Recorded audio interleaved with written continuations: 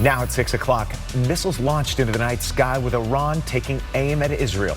How national and local leaders are responding to the escalating attack on one of our country's closest allies. Plus, foreign policy hits center stage at the vice presidential debate. But what's fundamental here is that steady leadership is going to matter. Donald Trump actually delivered stability in the world, and he did it by establishing effective deterrence. How the two candidates look to sway undecided voters, hoping to gain an edge in a race where the margins are razor thin. And Hurricane Helene is now the second deadliest storm to strike the U.S. in decades. The recovery process underway right now as President Biden begins to survey the damage today. Local, live, late-breaking. WESH 2 News Sunrise starts now. Good morning. Happy Wednesday to you. Making it halfway through the week so far. I'm Sonika Dange. And I'm Jason Guy. Yeah, it feels good to get to a Wednesday. This is also when we start planning out our weekend ahead. Absolutely. Let's get you over to meteorologist Kellyanne Klass, because as we make those plans for the weekend, a lot of people maybe, I don't know, it's the season for pumpkin patches, but it's still a warm stretch of weather. It's so hard to go to a pumpkin patch. Yes. He's in 90s. That just doesn't feel like fall weather to me, but believe it or not, today's forecast is actually at average. So just know that while it's warm outside, this is what we deal with this time of year. Outside right now in downtown Orlando, we are waking up to mostly clear conditions, but we are tracking some cloud cover and a couple of showers streaming on into parts of northern locations, including Marion County, Flagler County, all thanks to this front stalled over central Florida. It's keeping a lot of cool air up north, but here locally, we have temperatures in the mid 70s, around 74 to 76 degrees. It's still going to be hot and humid today. Temperatures around 85 to 90 degrees with showers and thunderstorms. But soon we'll be tracking cooler conditions and more rainfall. I'll have those details coming up in a few minutes. First, though, let's get over to Megan with a check on the roads. Kellyanne, heading out the door, I was monitoring some construction an hour ago here along I-4. This is at that Sand Lake Road interchange, but all that construction has wrapped up from overnight. So no construction delays this morning. And right now we are crash free along the I-4 corridor. So nothing to impact you there. There was a deadly crash, though, I've been keeping my eye on all morning in Palm Bay. This is at Malabar Road and US 1. Now, we just learned from troopers that sadly 2 people were killed in this crash. They say that they are almost done here wrapping up the scene, but for now, avoid Malabar Road at US 1. This is still working to clear, but within the next hour, that road should be back open. I'll be continuing to monitor this crash, and our chopper is lifting. We'll bring you those live pictures in a few minutes. Tensions are continuing to rise in the Middle East. In Tel Aviv, the starry night sky filled with what seem to be shooting stars, actually nearly 200 missiles fired by Iran into Israel. The United States warned Israel that an attack was coming and helped shoot them down. And meanwhile, new from overnight, Palestinian officials say there were at least 32 people killed in Israeli strikes in southern Gaza. And this is all following Israel's ground invasion into Lebanon and an Israeli airstrike over the weekend that killed the leader of the Iran-backed militant group Hezbollah. The escalating tensions are raising concerns that the U.S. could be drawn into a wider conflict in the Middle East. We are proud of the actions that we've taken alongside Israel to protect and defend Israel. We have made clear that there will be consequences, severe consequences. Israel's prime minister called the attack from Iran a big mistake and says Iran will pay for it. This all comes as Israel prepares to celebrate the Jewish New Year, Rosh Hashanah, today. And the fighting there in the Middle East also has many people on edge right here in Central Florida. And WESH 2's Bob Hazen is following the developments for us live. Bob, the Orange County Sheriff's Office says it is watching out for violence aimed at religious groups. Yeah, and the Sheriff's Office tells us it's increasing its deputies' presence around synagogues and mosques to make sure that people there stay safe. Now, the Florida Palestine Network says it does plan a week of action in Orlando, culminating in a protest on Saturday afternoon at City Hall. Reporting live, Bob Hazen, WESH 2 News. Bob, thank you. Iran's attack on Israel was one of the key issues tackled in the first and most likely final vice presidential debate before the election. We want to bring in Sheldon Dutez now. And Sheldon, these two candidates took the stage last night, and it was fiery at times. Yeah, Jason and Tonica, both Tim Walz and J.D. Vance outlined their thoughts and plans about several different issues, including foreign policy. Keep in mind, they were debating each other just hours after Iran launched that missile attack on Israel. All right, and as Tonica just mentioned, this was the first and only time that the two candidates are scheduled to debate before Election Day, Jason. Sheldon, let's get back to the impact of Helene. It is now the second deadliest hurricane to hit the U.S. mainland in the last 50 years. We know surveying the damage today will be President Biden. He's going to do that, some from the air. At least 160 people in 6 states died because of the storm. And the images like this are just remarkable. It's unbelievable to see. This is one North Carolina neighborhood, and this is some of the water and the erosion that's happening as a result of it. Today, President Biden is visiting emergency operations in North Carolina. He'll be in Raleigh. And the president says his administration will, quote, jumpstart the recovery process. A bipartisan group of senators sent a letter to majority and minority leaders Chuck Schumer and Mitch McConnell calling for the swift passage of disaster relief legislation, even if it means coming back into session to get it done. This is urgent. People have to know how to get the information they need. So we'll be there until this work is done. The White House says Vice President Kamala Harris is expected to visit parts of Georgia and North Carolina over the next few days. Former President Donald Trump visited one of the hard-hit areas in Georgia and told reporters Tuesday that Congress should approve more disaster relief. After Helene, so many people now are in need of basics, and we are talking essentials like food and water. Second Harvest Food Bank of Central Florida is sending some immediate relief. WESH 2's Spencer Tracy is joining us live from their warehouse in Orlando. And Spencer, when we take a look at these supplies, they're really going all over. They really are, Sonica, and they're first going to the Big Bend region. They'll be sending 500 relief packs, and then additional supplies will be going to Tampa as well as Georgia. Many of these families were not expecting this hurricane, and many of them are without supplies, are in dire need of them. Another food bank effort is being picked up today. We will be here for that. And Second Harvest of Central Florida says they will continue to help out as often as they can and will send as much as needed. For now, Central Florida always does a fantastic job stepping up and giving back. Coming up in less than 10 minutes, we're going to take a look at how a local restaurant is helping people in the Tampa Bay area recover from the storm. All right, it's 6:10, and we've got to turn our attention back to the tropics. As we look at the impact of Helene, we see a lot of activity. We need to pay attention. Yeah, well, particularly here in Central Florida, Kellyanne, a lot of people are wary of any extra rainfall coming our way, but there is something that we're monitoring that could bring a lot. Yeah, and depending on where exactly the system goes is either going to impact us with a lot of rain or not really give us a lot of rain at all. I at least want to take you to the tropics right now, the Central Atlantic, where we have Hurricane Kirk. This is our only hurricane at the moment, and it'll be our next major hurricane by tomorrow. Thankfully, this is not going to impact land. And then east of Kirk, we have our potential next tropical depression, Invest 91L, which could soon become a tropical depression either today or tomorrow. A little bit closer to home, we have this broad area of low pressure that's going to move into the Gulf of Mexico, where a tropical depression could form, but the chances of that are gradually going down. It looks like it may actually move through parts of Florida as just a broad low, but it's going to give us a lot of rain. We'll talk much more about that potential in your certified most accurate 7-day forecast coming up in a few minutes. All right, Kellyanne, from one coast to another, a local restaurant's lending a helping hand to the people cleaning up after Hurricane Helene. Oh, Volusia County is coming together to get donations to those in need. Plus, a trip to Disney World turned into panic and fear for one family after a 5-year-old boy stopped breathing on a ride. Time just stopped at that moment, and it didn't seem like we were moving fast enough. How his mom was able to help save his life. You're watching WESH 2. Today, the Orange County woman accused of leaving her boyfriend to die in a suitcase is expected back in court. Last week, a judge ruled the defense can move forward with using battered spouse syndrome in trial. Sarah Bunis pleaded not guilty. She's expected in court this afternoon at 2 o'clock. She's okay. Yeah. All right, back to the impact of Hurricane Helene. Businesses along the Volusia County coast know what it's like to go through tropical storms and hurricanes. Yeah, that's why a new Smyrna Beach restaurant is helping those in the Tampa Bay area as they recover from the storm.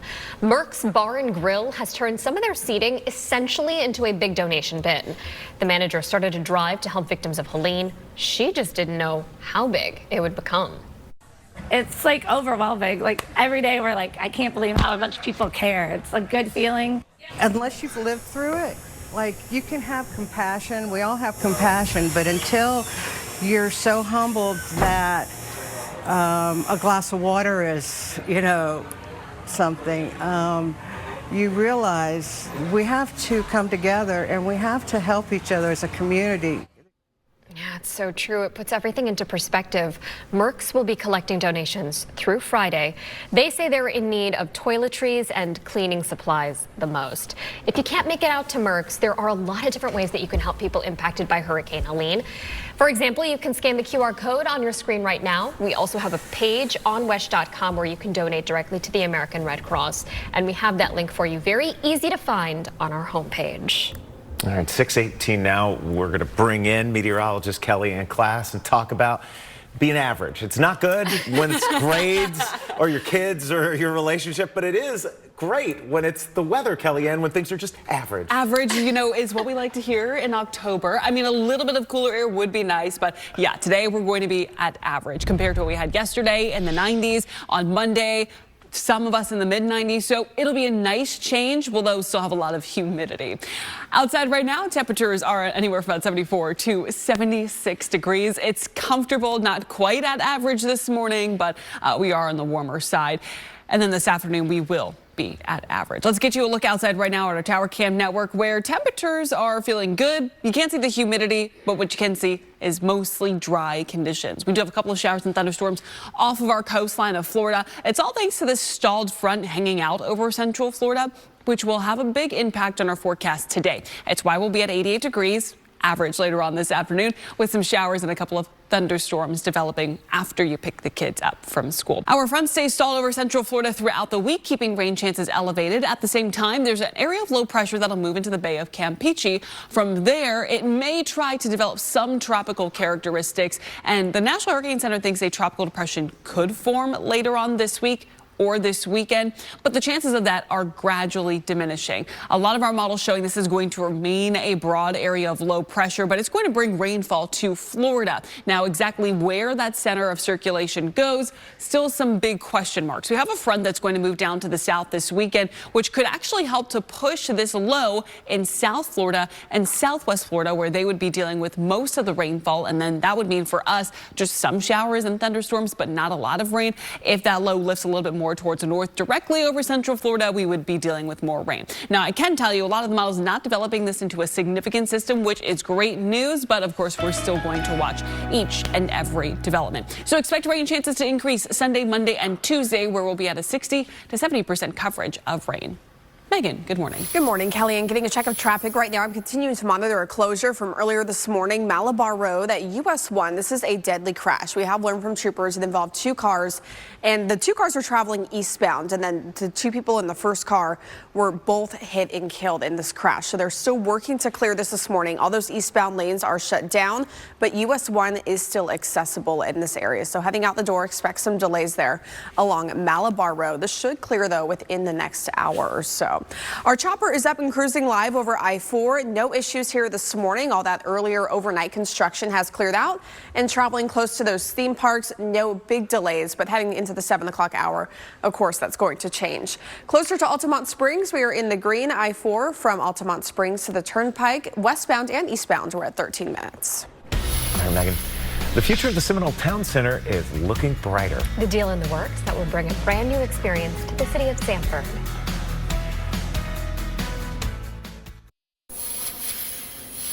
After years of decline, Sanford city leaders are now excited about changes coming to the Seminole Town Center. Yeah, there's a new deal in the works. It's going to hand the mall over to a new owner when it closes. The buyer has big plans. New retail, entertainment, restaurants, and even lodging. We're told demolition and construction there could begin in the very near future. Demolition on certain parts of the mall will start in January. So this is something the public's been promised a lot in the past. They're going to start seeing that in a few short months. City leaders hope the deal will close in the next few weeks. WESH 2 is partnering with Come Out with Pride for the 2024 Pride Parade. The event is one of the biggest Pride celebrations in the Southeast and the largest single-day event in Central Florida. Last year, more than 220,000 guests came out to Lake Eola for the parade. festival and fireworks show. So this year, they're changing up the parade route. It starts at Orange Avenue and East Washington Street. It'll turn onto Central Boulevard, then go down Rosalind Avenue and Robinson Street before ending at Eola Drive. You can watch the parade exclusively on WESH.com, the WESH 2 Facebook page, and on Very Local. Live coverage begins at 4 p.m. on October 19th. Those 2 Starliner astronauts are now preparing to come back home. Finally, the preparations underway as they get ready to return to Earth with Crew 9. Plus, docks along the East Coast are at a standstill. Why officials say a major port strike cannot go on for long and negotiations need to be done now. Now at 6:30, deputies are increasing security at mosques and synagogues in Orange County as the war in Israel escalates. How people here are responding to the growing tension in the Middle East. Plus, the vice presidential nominees take their fight from the campaign trail to the debate stage. We are fact-checking some statements the candidates made on key issues. And the tropics are staying busy. We're timing out the potential system that could bring heavy rain to Central Florida as soon as this weekend. Local, live, late-breaking. WESH 2 News Sunrise starts now. 6:30 here on your Wednesday morning. Thanks for staying with us. The Sunrise team, I'm Sonica Dange. And I'm Jason Guy. We do have so much to catch you up on with international news, local news, and your forecast as we bring in meteorologist Kellyanne Klass. We've got to talk about where we stand temperature-wise because the numbers don't look intimidating, but there's so much humidity right now. Yeah, there's still a lot of humidity across Central Florida. So even though today our temperatures will be in the upper 80s instead of the 90s, it's still going to feel hot outside. Right now, we're waking up to a mix of sun and clouds over at Port Canaveral with many Central Florida locations around 73 to 76 degrees. So it's comfortable this morning, but we have a lot of humidity and it's definitely noticeable as you step out the door. On top of that, we have a front installed over Central Florida, which is bringing some showers and thunderstorms right off of our coast. That will not impact us this morning, but I am just going to watch for a stray shower or two this morning and then going into the afternoon. More rain developing. We'll talk much more about the timing of this rainfall, plus the tropics in just a few minutes. First, though, let's get over to Megan with a check on the roads. Kellyanne getting a check of traffic right now. Not a bad time to head out the door. No crashes along the I-4 corridor. This is a live look in Volusia County, traveling close to that I-95 interchange. Nice and quiet here. And if you're traveling into Seminole County, so far, no heavy delays. I am still monitoring a deadly crash, though, from earlier. It was reported at 2:30 this morning. We have learned that sadly 2 people were killed in this crash. It's in Palm Bay along Malabar Road, close to US 1. So a roadblock there is on the eastbound side. It should clear out within the next hour or so, but for now I would avoid this area. I'll continue to monitor that crash and we'll check in with some travel times in Osceola County in a few minutes. All right, Megan. The Biden administration is waging a careful balance between defending Israel's right to defend itself and new concerns of a regional Middle East war. The U.S. defending Israel against hundreds of rockets from Iran. Iran launched nearly 200 missiles into Israel yesterday, the latest in a series of attacks between Israel and Iran and its allies. The Pentagon says most of the missiles were destroyed, thanks in part to the U.S. intercepting them. The Biden administration says Israel's recent ground offensive launched in Lebanon and attacks knocking out Hezbollah leaders are within its rights to defend itself. By contrast, calling Iran's response dangerous and escalatory, risking the spread of war in the region. The attack appears to have been defeated and ineffective.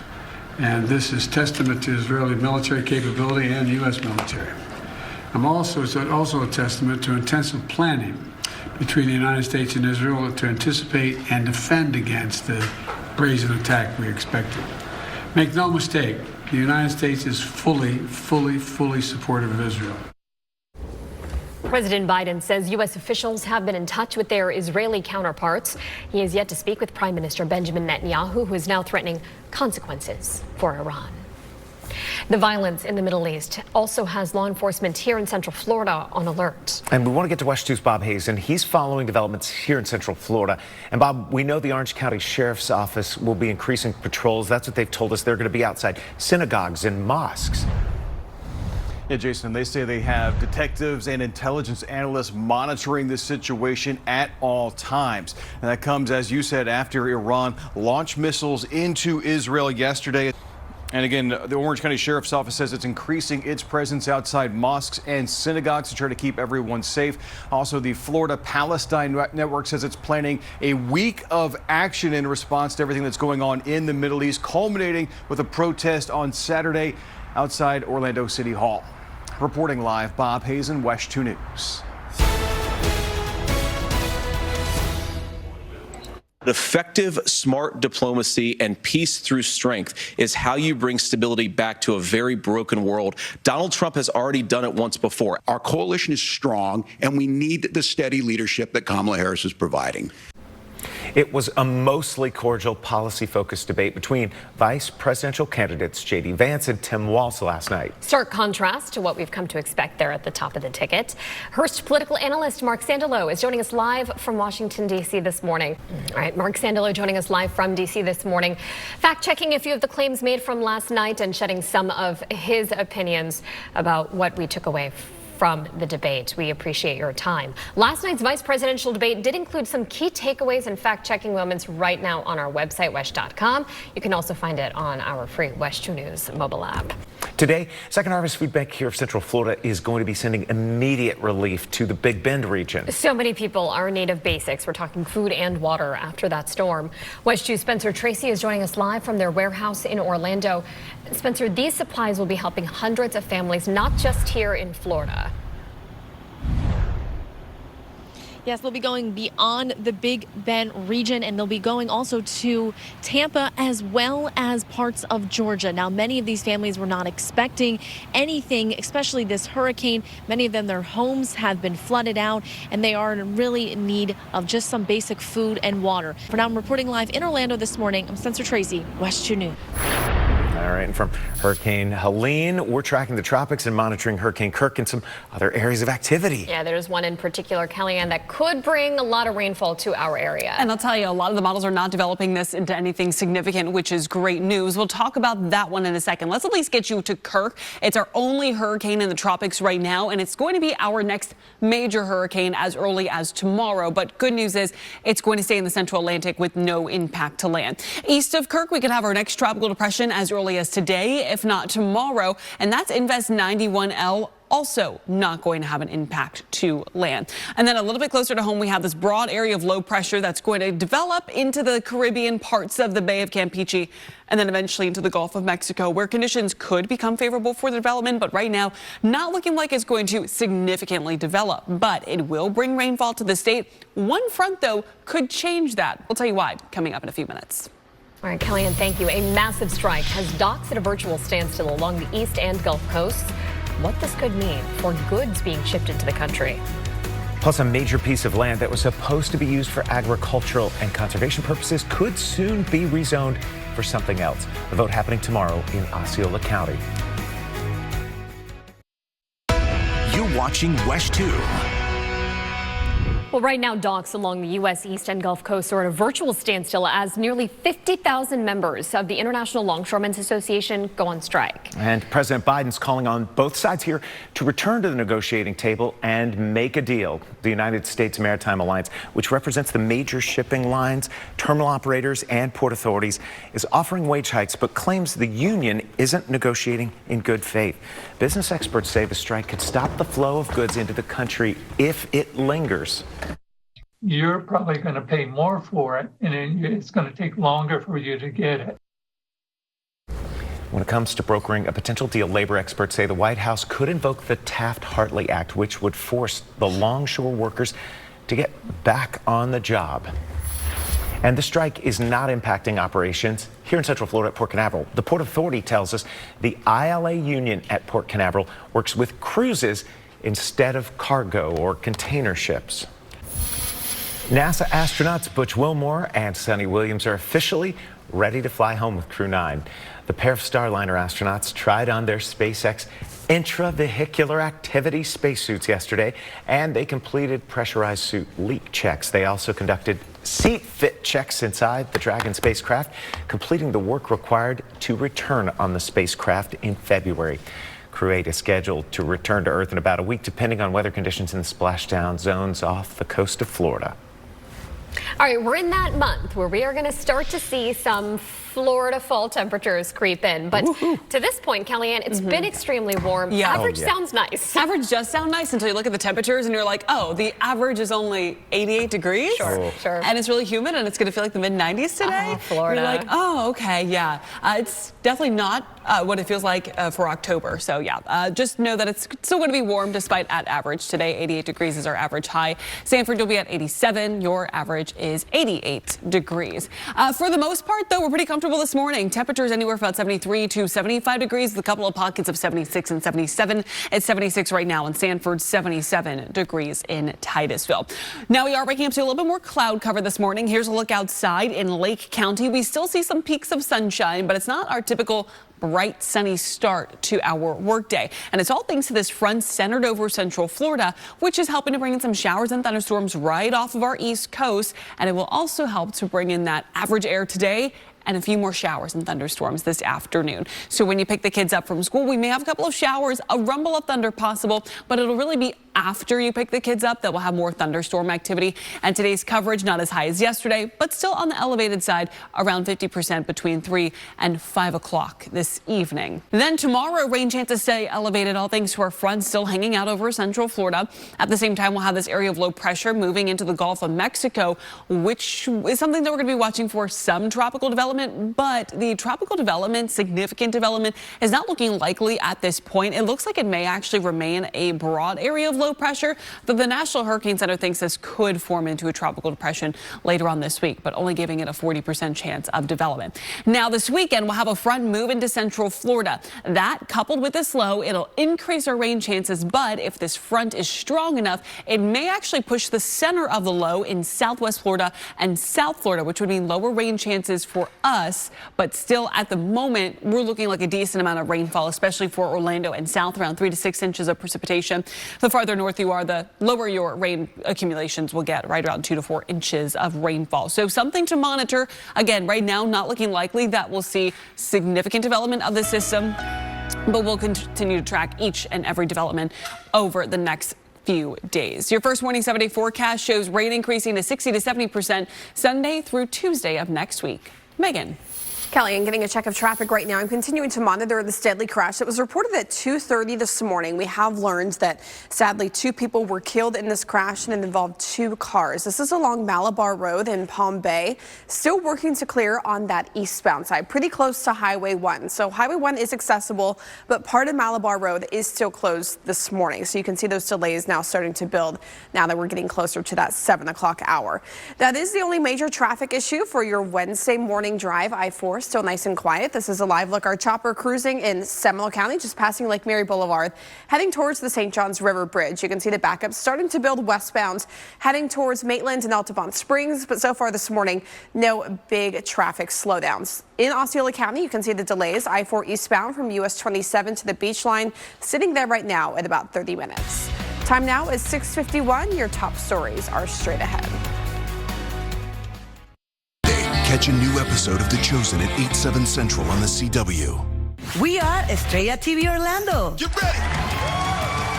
From the most exciting competition and reality shows, it lights up the room, to international and local news. Today marks 68 years of WESH 2 broadcasting across Central Florida. Laughter, excitement, drama, and thrills. It's now or never.